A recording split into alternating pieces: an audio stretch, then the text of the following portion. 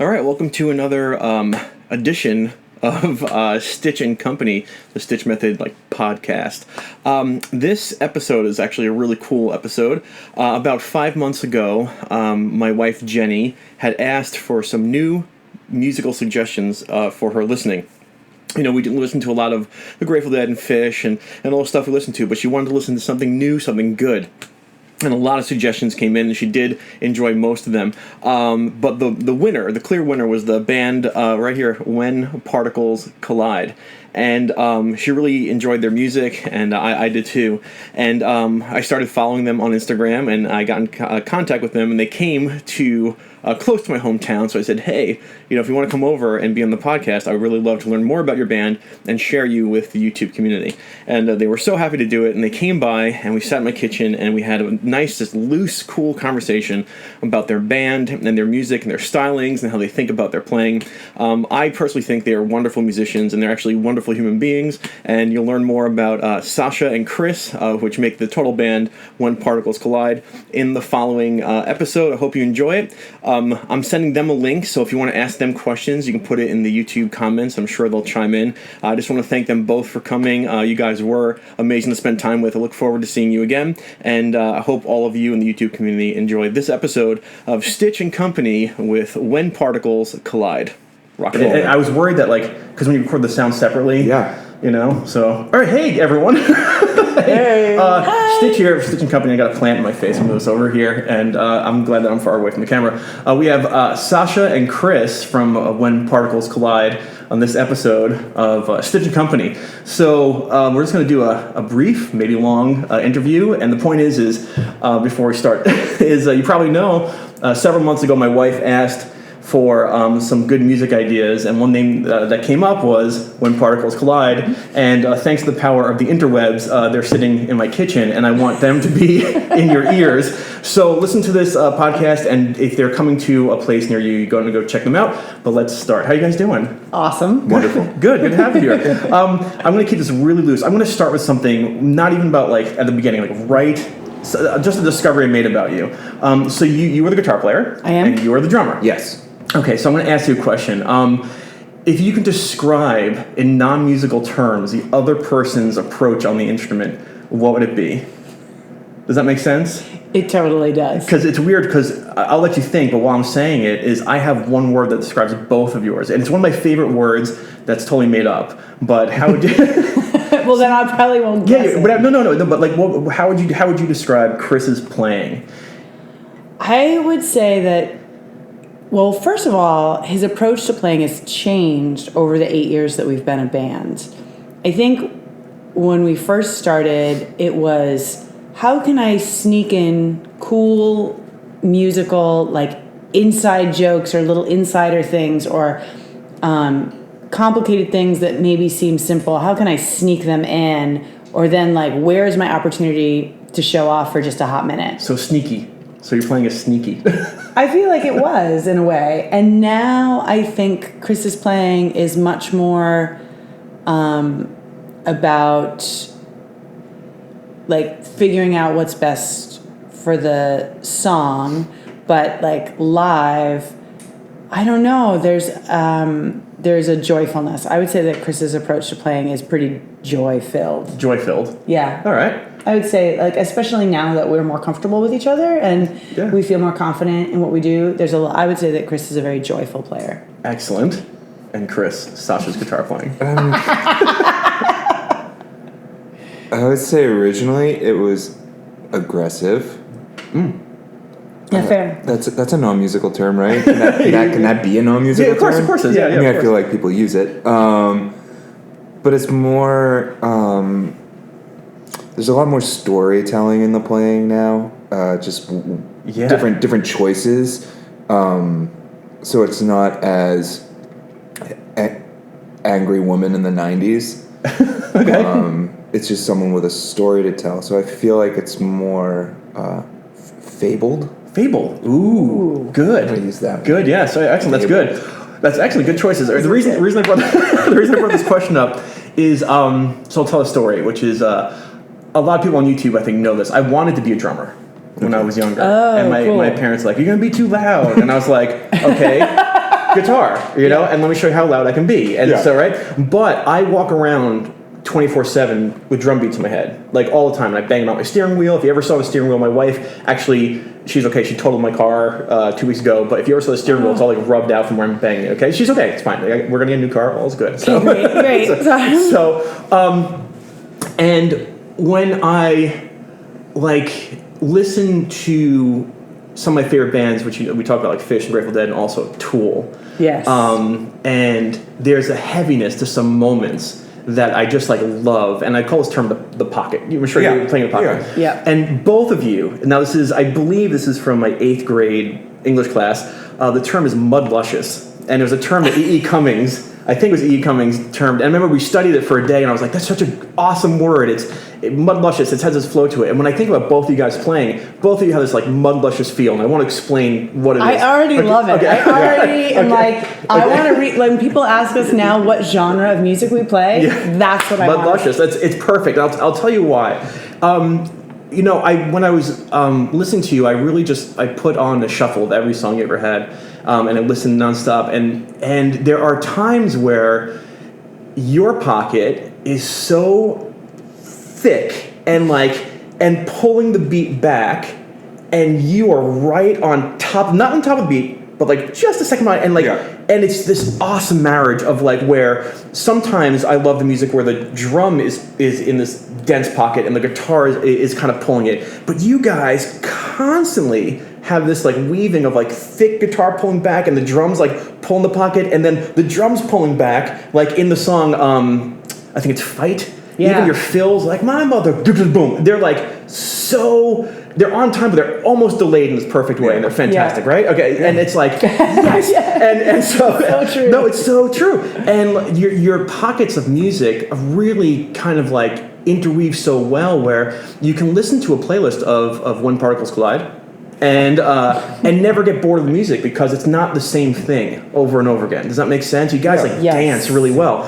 So with that being said, I want to ask. Now we'll go back to the beginning. I don't want to ask how you guys met or anything, because people can find that out. But I want to find out what was your first ever rehearsal when you guys sat down and said, okay, we're gonna write individual original music. What was that like?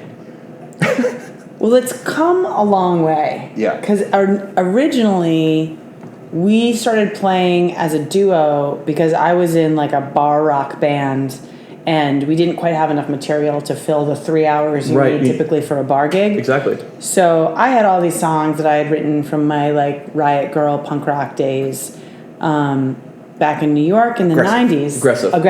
Yeah, okay. Aggressive. And so, but I was like, hey, I could just play some of those on acoustic guitar, and you could play drums, and we'll just open up for my other band. Okay. So our first practices were, I think, in my living room. Yeah. Or the basement. Or the basement. I can't remember.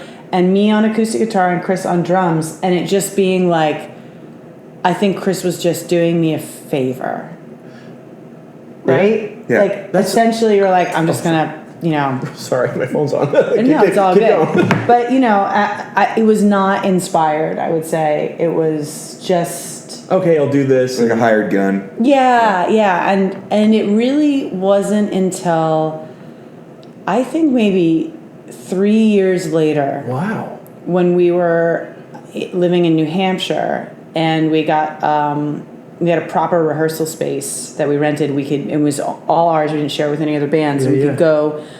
And when we really started being a little more playful with our practice sessions, where we would say, all right, let's pretend we're Rage Against the Machine. What would that sound like? Yeah, okay. Or let's pretend we're in our friend's band and play doom metal. What would that? And we would just get a little more playful. Right. You'd expand ideas. Yeah. Okay. And I think Chris finally realizing that he didn't have to play drums to fit my preconceived notion of what my songs are about. That it would be more fun if we came up with stuff together. Right. And that was sort of genreless, but let's play around with different genres.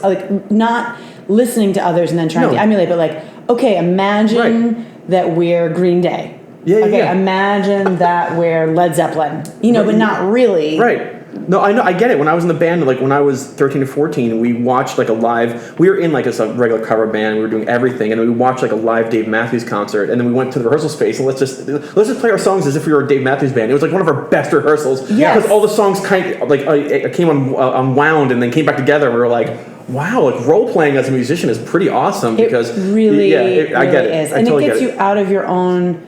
I think what's really important is it gets you out of the idea that you are a genre or you've already defined your music. Like, oh, this is the kind of music we play. And so then you have to keep making that. It's like, no. No. Okay, I actually want to talk about that. That was like later, but you know, it's your first album is called When Particles Collide. Was that the first one? Is that or the album? No. Okay. Oh.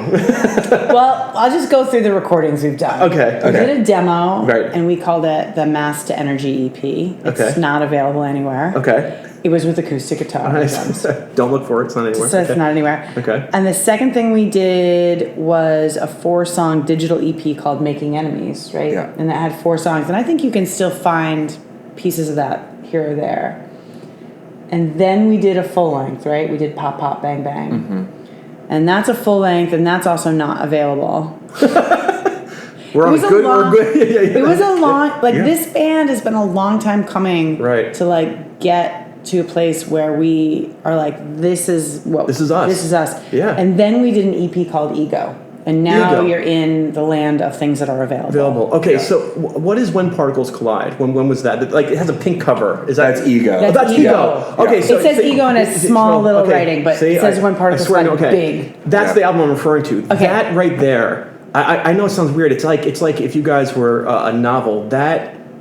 That EP or album really foreshadows a lot of where you even come today with Fade to Gold. Like, it really does. You have a taste of everything, and you can kind of hear the germs of everything, the ideas like starting to spread. And like when your next album comes out, you can see like, okay, they went here, and the next album they did this, and even like, and I've been listening to your stuff, but I was saying like you can put on a playlist and really kind of get lost in where you are. But that album really says, hey, we have these ideas, and we're going to kind of birth them as we continue making music, and you can really hear it there. So that's really cool. I mean, you don't hear that a lot from musicians. And I think that's where we would mark the like delineation between that, you know, where we're sort of like, oh, we can be playful, we can have, you know, it really was the beginning. And then, like you said, you know, Photo Electric was a little more, I think, just poppy, like super poppy. And then we made an EP that became part of a full length, which we call Ecotone. And those are like, you know, some of the songs are just super stripped down, like just guitar and drums, very rock oriented, but some of the other songs, like Fight, that you reference,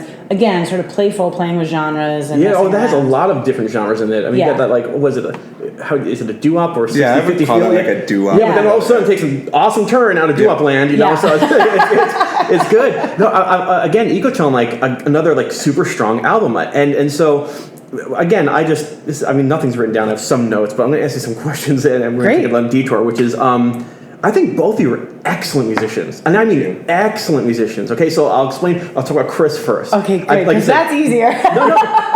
No. Okay, I think that you have a jazz background? I do have a jazz background. Okay. Now I'm going to ask you, I don't know the guy's name, but like Limp Bizkit, right? That drummer was a jazz drummer, and he turned into a rock band. I don't know if you listened to Limp Bizkit a lot. I mean, I did when I was, 15. Right, yeah, exactly. But the thing is like, the only thing, take no offense, the only thing I liked about Limp Bizkit was their drumming. I thought it had such a cool pocket and such a good feel, and you didn't hear that kind of like spiciness associated with jazz in a rock hip-hop genre. Yeah. And when I first heard you play, I was like, oh, this guy's got it. He's got that pop, that feel, your fills are so unique. They're not just generic, and they're awesome. No, seriously, you have a great pocket. And I love drummers. Trust me. Like, my favorite drummer is Denny Carey from Tool, and like, so, you know, like, just let you know, you're an awesome drummer. Okay, and I played bass in the band for a long time, so it's, you know, the bass, and we're gonna talk about your position there. But the bass is such a unique instrument because you have to be in the pocket with the drummer, but you also have to provide the color for the lead instruments. So you got this like, you know, dichotomy going, but I always loved leaning against the drummer. So every time you're a great drummer. No, Sasha. Oh no. No. Okay, so you have to understand, like, I have a YouTube channel about improvisation, about like being able to get up on stage and just play with other musicians. And I have a couple of things about songwriting, but I think that I really want to get into your head. I have these series on my YouTube channel called In the Mind Of, and I try to get like in the mind of like what this person's approach was to the improv. But like your riffs and your timing and your color and your narrative on guitar and your thickness and your attack, which I want to talk about your recording sessions, is phenomenal. I mean, it's phenomenal. What? Because like maybe a lot of your subscribers, I mean, I'm self-taught. So, yes. I think sometimes when you're self-taught, and I really taught myself guitar to write songs, not to become a guitar player. Right. It shows. No. So sometimes I think I'm like, well, I'm not really a guitar player. I'm a songwriter. Right, but you do it on that instrument, and like, but what's really amazing is like, the genres of stuff that I listen to. Usually there's like a chord progression in a key, and the lyrics really go with like how they design it. But like your approach, it's not lyric for note. It's like you have your lyrics, and then you have these riffs that kind of it's a terrible analogy, like wrap up your lyrics like a pig in a blanket. I'm saying it's two separate things, but they work really well together. And people love them. Yeah. And so like, there's so many questions in what I'm about to say here, but what I love about your playing, like again, your riff writing is awesome, but your thickness, your actual approach, like the way your fingers touch those frets and your timing is just unbelievable. It's great. That's why I really want to see you live, so I can be like, is everybody looking and listening to what's happening here? All right. So, and I'm glad that you guys have gotten together and are touring and playing, and I hope that people see that in your playing. And that's what I want you guys to listen for, is listen for these riffs and everything. But when it comes to writing the riffs on the guitar and everything, like I know like they can come from anywhere, but like, is there a theme to what happens? You wake up in the middle of the night with I have a riff, or is it something? Yeah. I mean, sometimes I get a lot of ideas when I'm like if I'm walking or if we're just in the car, a lot of ideas come. But I would say, a lot of my riff writing comes from just having my hands on the guitar. So it's often just playing with like intervals I'm not used to, or can I write something in 5? Can I write something in 9? Can I write something in 7? And then just kind of little mini challenges to myself, and then seeing what's there. Well, that's awesome it's awesome. At first, I chuckled because my friend Sean, who has a YouTube channel, he wrote a song in 5/4, and he said, "You got to come put a solo on top of it." And my brain could not get 5. It just, I was just like, "Come on, Sean!" And to be fair, I don't have a song in 5. I'm sure Chris is like, "Whatever, it's 5. I get it." Yeah, but my brain was like, "No, it wants 6 so badly," and I kept on stumbling in. But no, I forgot what I was going to say. Actually, no. There's a movie about Jerry Garcia, who's one of my favorite guitar players, and maybe it was a book actually, who said, he was so good at his instrument, he would come up with just different things to do per night on stage. Like this entire day, I am not going to touch the 8th fret of this guitar and live. And you're like, okay, and like these challenges really made him a really excellent musician. So I understand the challenging mindset. Again, way off subject, but we're just going to truck forward. I don't name the song, but it's a song, and if you can't get it, that you guys wrote, and it's very groove, transient, slow, and almost like, oh God, I wish I can find it. All right, guys, I'm an idiot. It is the song they said, but I skipped over the lyrics. Okay, so You're My Home. Yes. Okay, I just want to talk about that song. What do you guys think about that song? You guys? Love it's one of our favorite songs. It's one of our favorite songs. Okay, so it is. Okay, and so can we just all talk about why? Again, the name of the song is You're My Home? Correct. Okay, so you can pause. I give you permission to pause this podcast and go listen to it right now. And come back. All right, so why is it one of our favorite songs right now? I mean, dynamically, there's a lot going on. Yeah.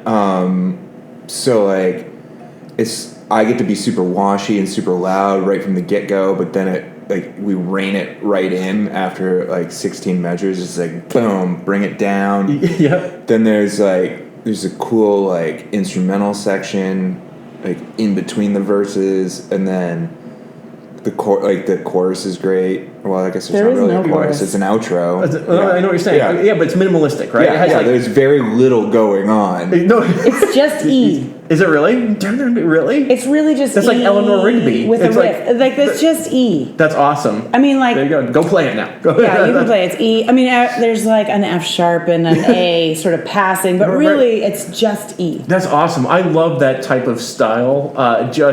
It's very new to us. Is it? Yeah. Because I think, when I first started writing songs, I was all about the chord progression. Like, Right. keep it interesting. Like, throw in an unexpected chord, and then this song was like more about like pocket and feel and dynamics and working off of that one main riff. Yeah. And then figuring out how to tell a story. And so it was just a different approach. Well, yeah, I get it, because like your vocals really soar in it and they tell a story, and it's the vocal line that kind of like does this stuff while the music is kind of just on the road. Well, I think it's great. We need to give credit where credit is due on Go that. ahead. So the first 4 songs of Ecotone, which is essentially 2 EPs stuck together, but the first 4 songs on that album are all collaborations. Oh, nice. Okay. So we decided when we did that set of recordings that one thing that was really important to us as a band was recognizing and nurturing the relationships that we built by touring. Oh, nice. So we wanted to start doing collaborations with musicians that we'd become close with through traveling. And so the first song is a collaboration with friends of ours from Boston who now live in LA. We did one song with a collaboration with folks from Cincinnati and then from Michigan. And then the last one, You're My Home, is a collaboration with a gentleman called Nathan Zub.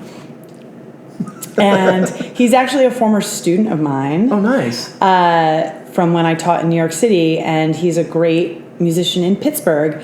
And so we had written the main riff, the sort of like heavy riffy thing. Yeah. And then we had sent him a bunch of stuff and said, which of these things would you want to work on for a collaboration? And he was like, that one with that riff. Yeah. So he actually came from Pittsburgh up to New Hampshire. We practiced the song together. We messed around with it. Then later on, a couple months later, we were touring and we met up with him in Pittsburgh. We got out the acoustic guitars.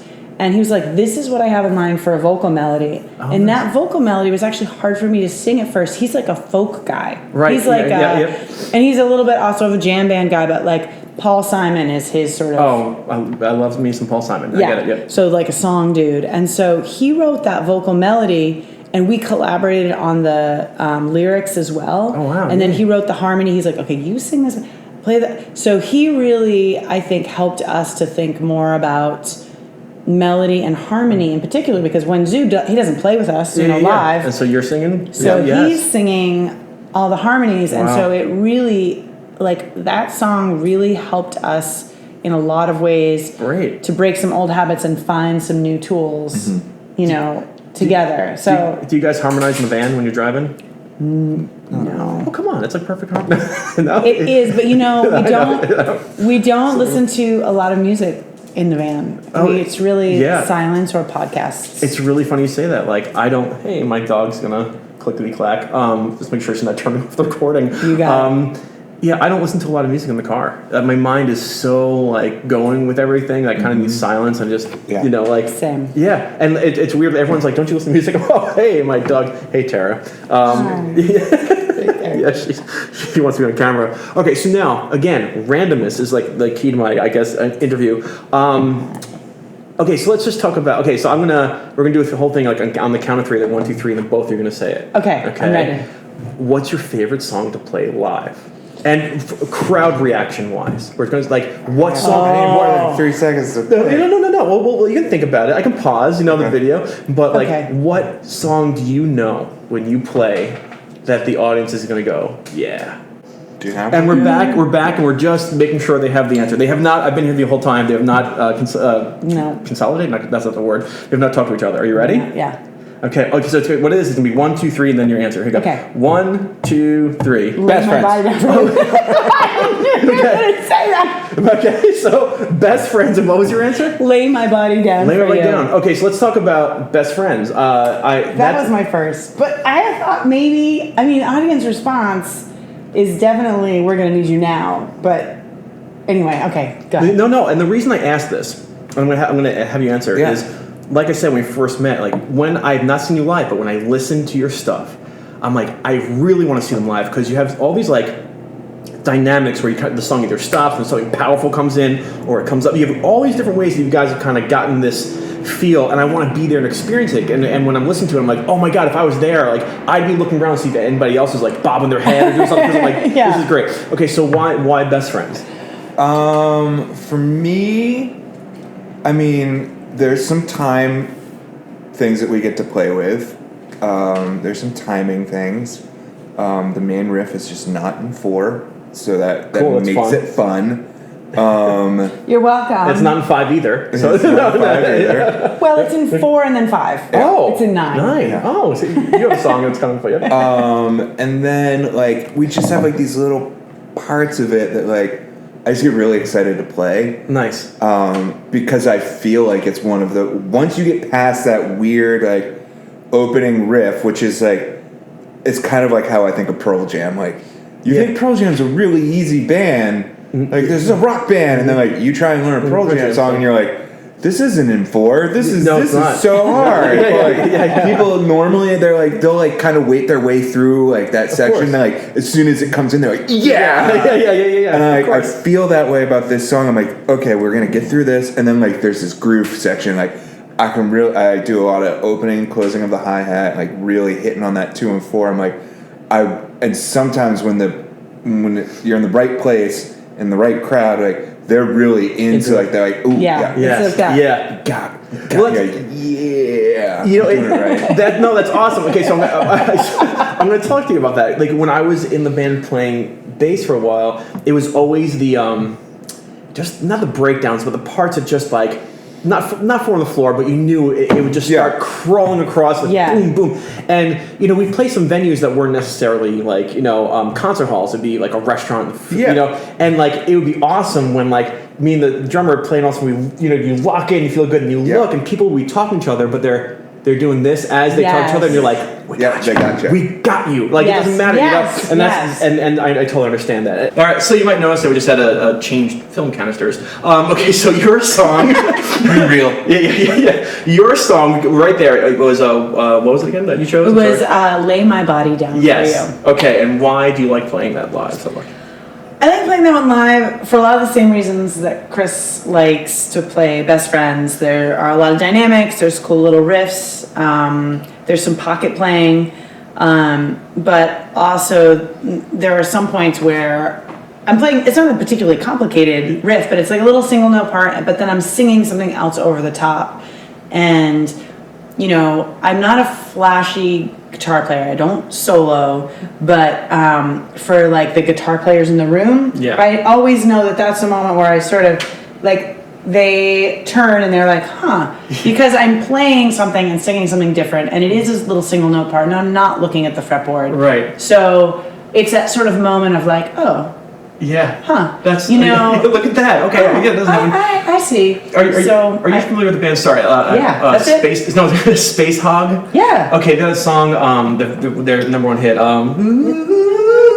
Yeah. The fact that guy can play that bass line and sing a totally separate bass line syncopated vocals is like soaring, blew my mind. And I was actually thinking about that the entire time I listened to all your stuff. Because I'm like, If somebody said there wasn't 2 people in the band, I'd say, okay, the lead vocalist has a great way of vocalizing a song. But then I was like, oh wait, she's actually playing the guitar still, and I'm like, that's intense because everyone knows like when you're playing guitar, your synapses and everything are going towards everything working like this, and for you to separate it and be able to like totally perform a different vocal piece on top of it, that's intense. I remember when I first played guitar, the first song I ever wanted to play was Enter Sandman. And I remember being like, okay, I got the riff down, now I'm going to try and sing it. And I went to go sing it, and I was like, what in the hell? And then that disconnect, and you're like, you feel like someone is like taking your arm and pulling it behind your back. And you couldn't do it, and the gears are jamming. And you find that most singers in the band play the rhythm section, and then play the chords, and they can do it, and their arms are moving to the beat. But you got Which is most of what I do, but sometimes. No. I notice a lot of your stuff. No, it's true. Anyway, I didn't interrupt you, but was there anything else you wanted to talk about on that? The other thing is related to when we were talking about "You're My Home." In that song, we also have some harmony singing. Oh, yes. And there's I a little, noticed that too. there's like a little break, and then we just sing a cappella for just like a measure or two. But it's a really nice moment where people, it's funny, right? Like sometimes the quieter you get, the more people pay attention. Yes, of course. So it's a really nice thing in the middle of a booming rock set to have this little moment that's really actually quite pretty, you know. And what it does is it sort of refocuses people, and I really enjoy being able to do that and sort of course, get their attention, do it. The song that your newest album, Fade to Gold, get it? You open up. What's the name of the song you open up with? We're Gonna Need You Now. We're Gonna Need You Now, and your vocals are strong. I mean, like at first, that's you, obviously, right? Yeah. At first, I was like, they brought in an opera singer, and I was like, no. I was like, that's Chris. I was like, that's the drummer. I was like, oh my god. But what's really cool, if I'm not mistaken, and I've listened to it a couple times, but it starts off very strong with Sasha, and then there's like this little like co-mingling thing, and then Chris, like an hourglass twisted sideways. Like you kind of finish off the song. It's really powerful. And you did that live. Yeah, we don't obviously have piano and organ with us in the van, so we do it on guitar. And it is exactly that, and I almost chose that song for what's my favorite to play live, because I love, like, maybe Chris won't say this because he'll be humble about it, but when we play, it doesn't matter where we are. When we play that song and Chris does his thing at the end where it becomes him, and I mean, I actually totally back off at the end. I don't even sing the last phrase, the last phrases. It is always silent. Yeah. People, and then during his last little bit, it's silent, and then people usually start cheering. Like they can't handle it. Like people cannot handle what's happening. Totally cool. And so, when you get a rowdy bar or a rock club to be silent and then cheering for the music that's happening, of course, it's like a really special moment. And I'm just so proud of Chris because, he is trained vocally to sing more sort of choral and, musical theater, that kind of, that's his training. And I think for a long time he was hesitant to sing in our band. It's a rock band. But I feel like that's been a big change over the last several years. And his voice is a huge asset to what we can do. And it makes me so, sometimes I actually get really teary when we play that song because it's him. I mean, that last bit, I'm not doing it. I back off the stage, I play one note, and he just does this thing. It is all you, And it makes me so happy. That's awesome. Well, it's a great way to open the album up. I mean, it gets your attention right away. Yeah. It's a great, I don't remember all of your opening songs and all your albums, but I feel like this one gets you the most because I think the first, I have so many questions to ask you, and I swear, if you got to go, it's okay. No, we're good. This is what we're doing today. This one, usually, if I'm not mistaken, the ones I've started off have had, they come in, 1, 2, 3, boom, everything starts, it's like weird particles collide. And then all of a sudden, this one, you come in with this operatic thing that's pretty awesome and quite unique. And again, go check it out, all right? All right, so now, I'm going to ask you, you have so many things to talk about. Rock Band 4? Yeah. You're on it? Yeah. How'd that come about? Like that, was that a cool phone call or did you do that? Like how did that? That was an email. It was an email. They're on Rock Band 4. Go play it. I mean, it can sound a lot cooler than it is, but it sounds pretty cool.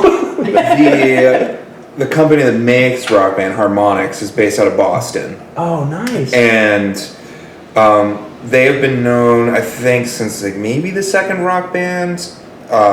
To like throw in some awesome local bands. Also, I mean, part of it's because like it's the typical. We'll give you we'll pay an exposure. But they get the song, but we also get to be like our song is in Rock Band. Yeah, so it is really cool. That's really cool. I get it. Like they're paying the Who for their songs, but. So one day. One day. We look forward to that. So we in 2014 we were in this it's a competition, but it's not. It's called the Rock and Roll Rumble in Boston, and it's like 24 bands. All the bands, every single band gets paid for their first show. And so it starts the first week it's 4 bands a night, and there's a winner for each night. There's judges, crowd participation, whatever. So there's a judge for every night, and then there's a semifinals, and then there's a finals night. So we were in it in 2014. We did not win our night. However, there's still a wild card for the first half of the week and the second half of the week. Okay. So we wild carded and made it to the second round. And again, we didn't win our night, which is fine. But we met. That's really kind of what solidified our Boston fan base. Really, it's like where it all came from. Yeah, and our friendships, and like we called that Rumble more of a friendship thing because like some of our best band friends we met doing that's that really cool. Rumble. It's really a great event. And hello, all your friends who are watching this. That's cool. That's very cool. And we have helped out with the Rumble basically every year since then in whatever way we possibly can. And because of that, our name was out there a lot more. Our shows in Boston were a little bit more heavily attended, just from some of that press.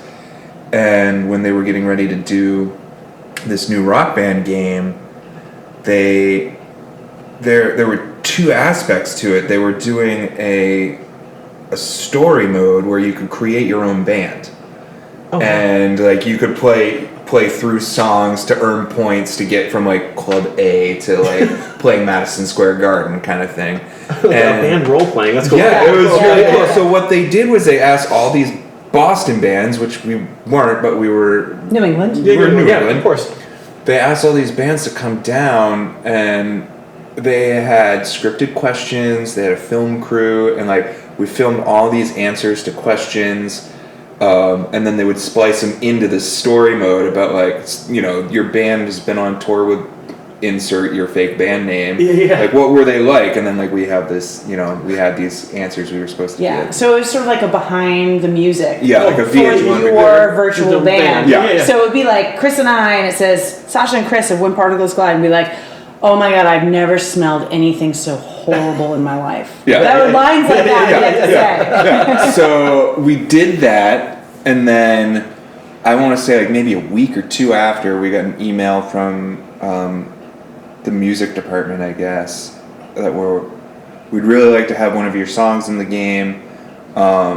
Could you send us 4 to choose from? So we sent them 4 songs. And they picked one, and then there's a whole other side of that that's just like, then you got to talk to the people that recorded it and get all the stems, and then they send it off. Yeah, and then they re-record it? Like they take your recording, and then they just break it down. Isolate the tracks so they can make, because there's the guitar and then the drums, and they have to. Of course, and they remix it so that it works for the game. Band. And that song, of course, being Constant Disaster. Constant Disaster. Would you say is that your biggest hit song right now, or? It's the one that's most well known. Okay. Yeah, I definitely would say social media wise, like it definitely has the most plays on Spotify. Mm-hmm. Just let you know, I think their entire catalog is fantastic. So listen to everything, by the way. So, and I think like with Constant Disaster, that was on the record that I referred to earlier as being very poppy. So I think even the way we sort of played it in the studio and the way the vocal delivery is in the recording is different than what it's become now. Like we definitely have a lot more, I don't know, what is it? Mudlicious? Mudlusciousness. There's more mudlusciousness in the live version than in that recorded version, but I think it's still... Yeah. I want to talk to you about your recording, actually. Sure. Okay, so... Yeah, pretty phenomenal sound. I've been in some recording studios. Do you guys do your own recording? Heck no! Okay. Because on your Instagram, I see your computer's open, you're writing and stuff, and I'm just like... But let me tell you, it's really hard to find... not a recording studio, but an engineer that knows how to really record. And your albums have such great sounds. I mean, from the drums to the guitar to the vocals. I mean, and so do you keep using the same person or? Jonathan Wyman, looking at you. What's his name? Jonathan Wyman. Okay, I'm going to call you because I'm going to do stuff with you. It's awesome. The recording quality is great. And where's that studio? The name of the studio is The Halo in Windham, Maine. Oh, nice. Yeah. Very good. I mean, it's great. And did you pick Jonathan for a reason, or did you happen to go there and, John's strike our second gold? engineer there. Oh, yeah. We've also worked with another engineer at Halo. So when we were talking about the history of our recordings, we got to Ego, which is sort of what's available online forward.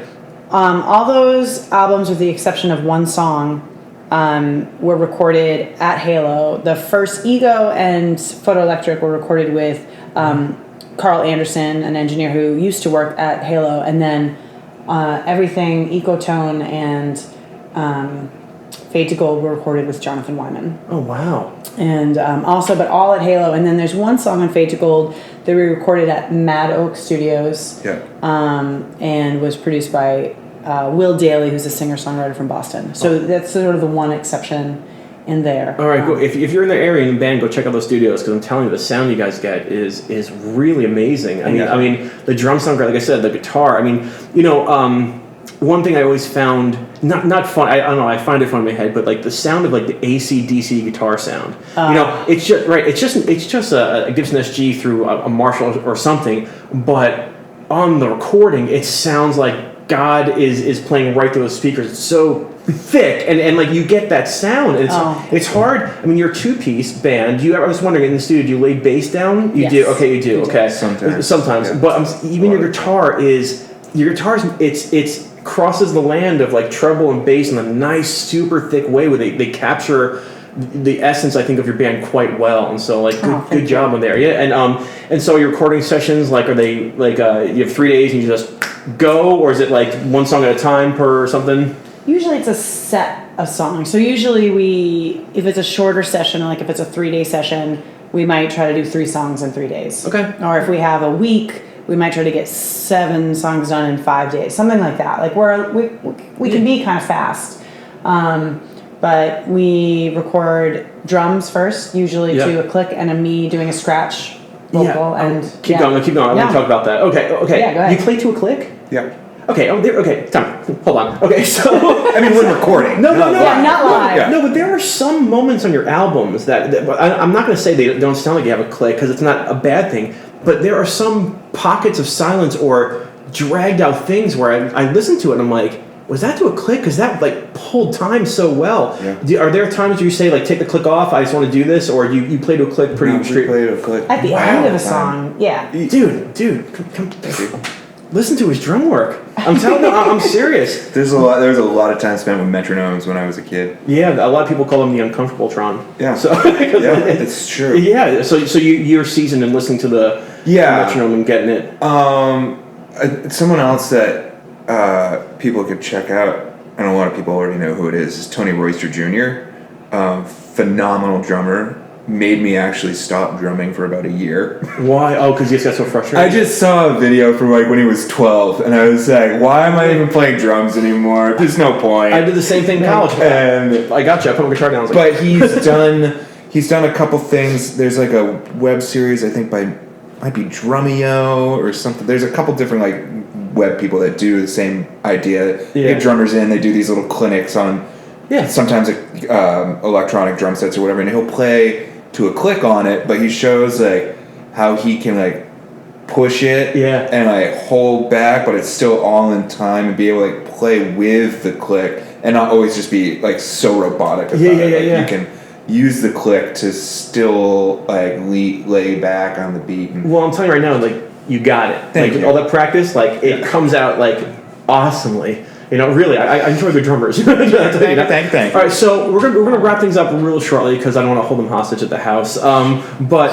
I've had a couple bands on Stich and Company. I'm gonna ask you a question. If it makes you uncomfortable, I feel bad, but like, I want to ask everyone: what way can people, your fans, spend their money that it ends up going towards you properly? I know it sounds weird, but like, is it buying your stuff? Is it buying your merch? Is it coming to your shows? Like, and everyone's there to support you, right? So like, where does the money talk in your band? And when Particles Collide, how do people like really contribute? You had mentioned something that, are you starting a Patreon? We are. Okay. So we'll be launching, and depending on when you're watching or listening to this, look for it. We'll have a Patreon launching hopefully in a couple weeks. Great. So in January of 2019. And right now we've been doing our own version of Patreon. We have an amazing group of family and friends and fans who support us on a monthly basis to keep touring. And where can they find that? Where can somebody watch it? The best place to find out all things, whether we're doing that or we're doing Patreon, is just to go to whenparticlescollide.com. Okay. And it's all right there. And as far as supporting us, I mean, just simple things like follows on Facebook and Instagram and Twitter and Spotify. Subscribing to our YouTube channel. Yeah. Yeah, we really need to work on our YouTube channel. Just blow them up. Just go subscribe. So you have to do it. Like, oh my God, we have 40,000 subscribers. We better make a video. Yeah. So, those things are really impactful as we navigate the bread and butter of what we do, which is we tour full time. Yeah. So we're on the road full time, playing about 200 shows a year, and it's when we ask a band to play with us on a Tuesday, in a town where we've never been, just seeing that a band has an active group of folks supporting them makes it more likely that people will want to work with us. Of course. Okay. So it seems like and that's free. You can do that, and that is really helpful for us. Okay, cool. And also, if they're coming to your town, go check them out. I'm going next Friday. Oh, and that's my cat alarm. The cat is also really excited about the show. Yes, he is. And I had one more question for you, but I forgot what it was because Harley just threw me off. But hey, buddy, I think he needs his insulin shot. My cat's diabetic. Well, listen, thank you ever so much for tuning in here. An odd ending to a great interview with When Particles Collide, Sasha, and Particle Chris, I think as you call yourself. I do call me Particle Chris. Chris. Well, thank you so much for being here, and please go check them out. And if you have any questions, you can leave them in the comments section below, and I'll give them a link, and they can answer them as well. So thank you so much for being here, guys. Thanks for having us. Awesome. Take care. Bye-bye. Bye.